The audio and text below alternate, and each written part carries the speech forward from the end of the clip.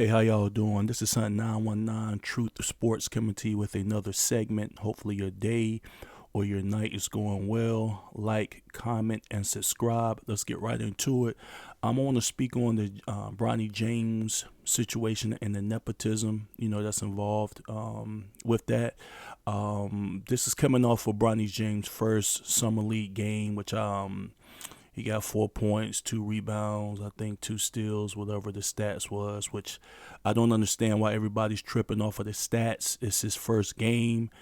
He was a second round pick, a guy who, should not have been picked if we're being honest. So I don't know what you all are expecting, but that's where the nepotism can kick in and kind of destroy a team, to destroy a team. And I'm going to talk about that real quick. First of all, I don't blame Bronny James. He seems like a good kid. He's well spoken, never gets in trouble. Just seems like a good, well raised kid, which is what he is. But you have to look at it from his point of view. Let's just say it was you and you were offered to be on an NBA team. What are you going to say? You're going to say yes. What if somebody offered you to make millions of dollars guaranteed, playing your dream sport, probably on your dream team? You're going to say yes. What if somebody offers you the chance to play for the world famous Los Angeles Lakers in LA? You're going to say yes. Then they ask as an extra, hey, do you mind playing with your dad a couple of games throughout the season? He's going to say yes. So he was in a situation where he's going to say yes. He could have been the type of kid that's like, no, dad, I'm going to make it on my own, et cetera, et cetera. But he didn't. He said yes, like probably 95% of the people would. I also, believe it or not, don't blame LeBron James, and I'm going to tell you why. Let's just say the owner of your company comes up to you and say, hey, do you want us to draft your son? I've been hearing you talk about it. And what are you going to say? You're going to say, okay. And then what if you go up to them, you say, listen, can you give my son, who you're going to draft now, because I asked you to for the most part, can you give him a 4-year, $7.9 million contract guaranteed? They say, okay. You're going to turn that down? No. Then you say, I want him to come back and forth between the G League and the NBA upon my request. And they say okay to that. You're going to turn that down? No. Then he says, I want you to also hire my own coaching candidate that I have a podcast with. Even though he has no experience, I'm going to help him out throughout the season.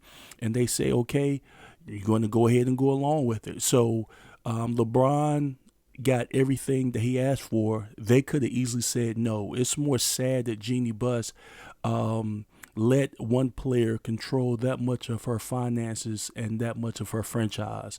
That's what's sad, is what he's allowed to do. Not what he actually did, but what they allowed him to. I'm surprised the NBA didn't even step in like they did with Chris Paul's trade back in the day and say or do something about this. But we'll move on. Now, I'm going to tell you how this nepotism can affect other players and will affect other players. And it could mean a downfall or a bad season for this team that already struggles to have good seasons.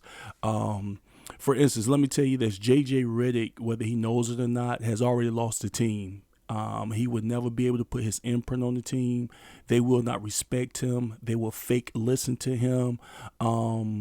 And they'll talk about him behind his back because they just know from the start J.J. Redick this is not his team. They know that this is now LeBron's team without a question, without a doubt, period. They know any and all decisions, for the most part, will be LeBron's decisions. And that would tell that team what LeBron thinks of them. If they never get off the bench and they think they should, they're going to say, man, LeBron must be telling him not to play us or play me, et cetera, et cetera. That can destroy a team. I looked on both rosters. I looked on the G League roster and I looked on the NBA roster for the Lakers, and they have 7 guards on that team, which is what which is what Bronny is. You have a guy named Shaquille Harrison. He is a guard. He was the defensive player of the year in the G League for the for the G League team for the Los Angeles Lakers. What's going to happen to him? They claim that the best way to make the NBA is you make it through playing exceptional defense. Well, he plays exceptional defense, but I can almost promise you that Bronny James will see the NBA roster before he will. How will that affect that kid? How will that affect him putting in all that work, being the top defensive player in the G League, and maybe send another guy at his position that he knows is not better than him, that he knows didn't properly earn that position, go above him or before him. No, don't people can't keep saying, well, you just got to be a professional. Well, you're also human. If everybody was so professional, there'd be no arguments at work. There'd be no arguments with your manager. Everybody just say, listen, do what I tell you and be professional. No, that's not the case. And I don't know why we expect pros to be so professional that they don't have feelings. So that's something to think about. What will happen to these guys' opportunities? Like, some of these guys are going to get 1 to 2 opportunities if they're lucky. Does that take away their opportunities? I'm talking about the guards, because Bronny will be between the G League and the NBA roster. How would that affect them as far as the opportunities? How are they going to feel when they're sitting there busting their tail game in and game out, and they go to the locker room and coaches call certain guys and let them know they're going to be on a 2-way or 10-day contract. You need to go up, et cetera, and it's Bronny James, and they all look at each other and they're going to be like, how the hell does this kid keep getting these opportunities? And I thought that's what the G League was about. It's about us having another opportunity to create a situation for ourselves, through hard playing and hard play to get to the league, and they don't get that call. And then you got to think about this on the NBA bench. How do you think those guys putting in all that work? And we know that NBA benches have guys that could start other places in the right opportunity in the right situations. But let's just say these guys are sitting on the bench, they're putting in all the work, and then they're sitting there. The coach, JJ Redick is walking down the down the bench looking for somebody to put in, and then they pull Bronny James in and puts him in. Now, the crowd may cheer and go crazy because it's LeBron's dream.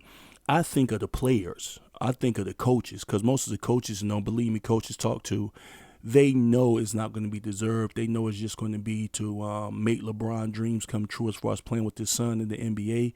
And that can tear a team down. I don't care what anyone says. And they can say they're millionaires, et cetera, et cetera. Again, they are human beings with real human feelings. So that's something else to think about just on the bench. How would the assistant coaches look at J.J. Redick? When they know that he's controlled by LeBron James, that can cause issues too. So that's something else to look out for. And the one reason I do kind of don't like the decision, I'm not mad about it, but it's like, okay, you got players who are trying to change their family's situation for decades. By making a certain amount of money playing in the NBA. And then when those opportunities are taken away from them, those are the people I think about. Those are the things I think about. You have a billionaire dad, and I know everybody needs money, don't get it twisted, but you have a billionaire dad, now you're making almost $8 million. That $8 million could have went to some other players who really could have used that money, and that would have been life-changing money. Instead, you add that to $1 billion household. Those are just some of the things I think about. And I know the world and everything is not fair, but it's just a YouTube channel just speaking on it. That's all.